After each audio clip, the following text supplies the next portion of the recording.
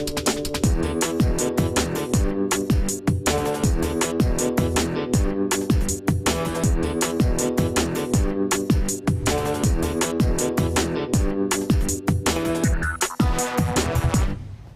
learning to cook, you need to understand the basic methods and principles of cookery. Those principles can then be applied to any dish from any country in the world. Over the next few minutes, I'm going to show you the techniques, ingredients and equipment used by professional chefs globally. Understanding the methods of cookery, it's like understanding a universal culinary language. Hello and welcome. Today we're going to be talking about organisation in the kitchen. You can be a very talented chef, but if you're not organised, you won't get through the day successfully.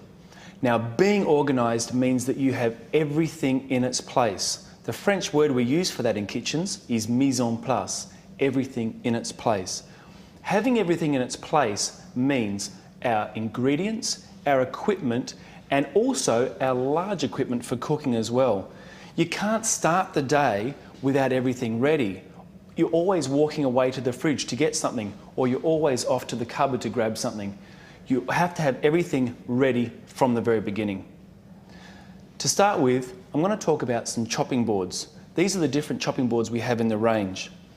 They're all colour-coded for a certain food group, such as the green is for fruit and vegetables, the white is for dairy, the red is for raw meats, the brown is for cooked meats, and the yellow is for poultry. It's really important that we use the right board for the right job so we don't have any cross-contamination. Before we get started, I'll just move these out the way. I'm going to take you through some basic preparation techniques, starting with cutting. Before we cut, we need to peel. We must understand that there's a big difference between peeling and trimming. The peel is quite often very sour and/or bitter and can have an earthy, dirty flavour to it. The trimmings are a very important part. Ultimately, they're dollars and cents. If you can make a soup out of it, you're going to have a very cost-effective kitchen. Now I want to show you some cutting techniques. The first cut I want to show you is called julienne.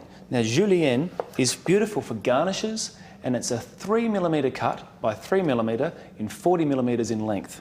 Once you've achieved 3mm on all sides, all you need to do is cut 3mm lengths, and you have brunoise. Brunoise is a beautiful garnish, great on soups, excellent on salads. The next cut I want to show you is macédoine, which is a large dice, perfect for potato salad or fruit salad. It's an 8mm dice.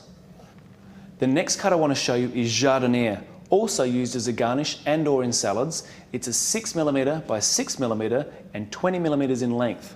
You can see now how with the trimmings they start to build over a day. If you don't keep them throughout the day, you are throwing money away.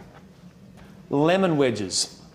Lemon wedges are used on so many dishes, and I want to show you an easy, quick way of doing a lemon wedge. Firstly, take off the base from the lemon and make sure that you leave the white pith. With the tip, you can leave it on or you can take it off. It really depends on what you want the lemon wedge to look like. Today I'm going to leave it on because I like the sharp point. Make sure that the knife is directly over the lemon and put your head above the knife. That way you know the knife is going to cut straight down. You can see there's two white lines in the centre of the lemon, which means we're evenly cutting that lemon. Hold the lemon down, firm, and place the knife directly on top of the white line and cut through the lemon wedge again. We now have 4 even lemon wedges. And now for smaller lemon wedges, we follow the same process over the white line, and the 8 lemon wedges are all identical in shape and size. And if there's any pips that are exposed, you can take them out. However, if they're in the centre of the lemon, I suggest you leave them in, otherwise you can really damage the lemon. Remember to keep your board very clean and always wipe down the board and the knife before the next application. When chopping garlic, here's a little tip. To release all the juice, cut the garlic first, chop it roughly, and then place some salt on top of the garlic. What the salt does is it extracts the juice from the garlic and it makes it much more flavoursome. We then use the edge of the blade to crush the garlic. Make sure you keep your fingers on the back of the knife when you do this. You can see now that the juices are being extracted from the garlic, and when you cook it, it's going to add so much more flavour and you don't have to use as much garlic. Keep in mind that garlic is very strong, so after chopping garlic you need to change boards so the next product doesn't taste like garlic. And lastly, I'm going to show you how to chop some herbs. With the herbs, make sure all of the stalks are taken away from the herb. Then push them together into a tight bunch.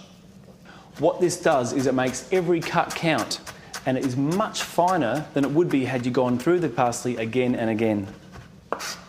Crumbing is so versatile. It's used all over the world. You can crumb with nuts, with breadcrumbs, or even with herbs and Parmesan cheese. You can add so many fantastic flavours when you're crumbing, and what it does is it protects the meat when it goes into the hot oil and gets fried.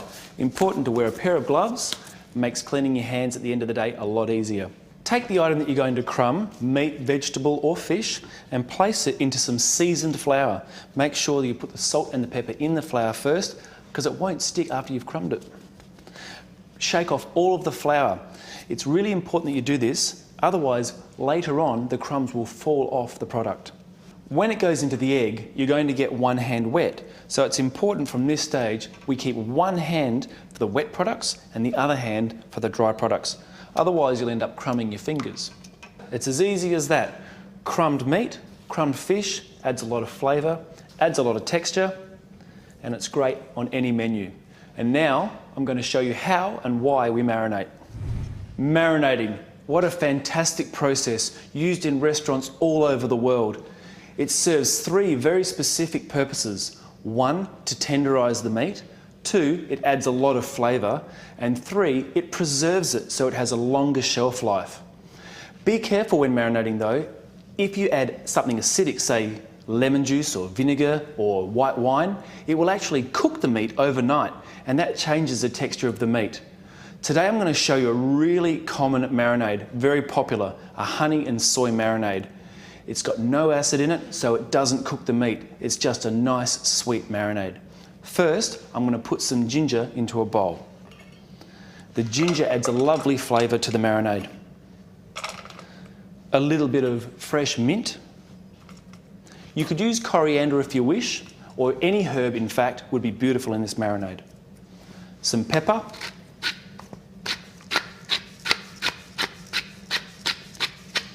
A very small amount of salt.